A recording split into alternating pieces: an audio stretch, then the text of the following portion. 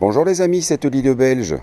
Alors aujourd'hui, pratiquement du direct, je suis en train de me préparer pour le Superbiker de Mété.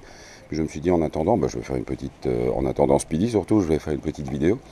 Comme vous le voyez, j'ai eu la Super Ténéré 1200. C'est pas la première fois que j'essaye, mais je me suis dit tiens justement, pourquoi ne pas parler des options importantes? Pourquoi? Parce que j'ai déjà celle que j'avais reçue pour aller en Suisse, c'était full. Je crois qu'il n'y avait pas d'autres options possibles et celle-ci est vraiment de base de base. Alors, est-ce que vraiment une option m'a manqué? Oui. Déjà, la première chose, la béquille centrale. Alors ça, c'est vraiment embêtant sur ce style de bécane immense. C'est quand même super pratique. Autre chose, mais ça c'est juste pour moi, c'est les poignées chauffantes. C'est un truc que j'apprécie beaucoup parce que j'aime bien rouler avec des gants légers. Et là, sans poignée chauffante, c'est un peu tendu, surtout avec le beau temps belge qu'on a pour l'instant.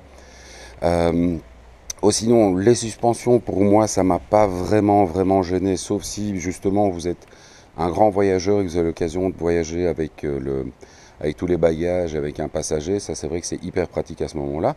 Mais quand vous voyagez seul comme moi, ou quand c'est pour faire un trajet boulot, où vous êtes toujours plus ou moins chargé de la même manière, ce n'est pas d'une importance hyper capitale. Ce que j'aimais bien aussi sur l'autre Super Ténéré, c'était euh, les petits feux supplémentaires, ça c'est quand même sympa. Bon, le principal sur celle-ci, j'ai aussi le crash bar, donc ça c'est pas quelque chose qui me manque puisqu'il est dessus. Il y a toute la bagagerie, ça dépend aussi de ce que vous faites. Mais justement, quand on parlait des suspensions électroniques, il y a également ceci, qui est un réglage manuel et qui fonctionne très bien. Donc vraiment à réfléchir. Maintenant, si vous avez l'occasion d'acheter la S, c'est toujours mieux. Enfin, la S, je pense. Enfin, donc c'est le full option.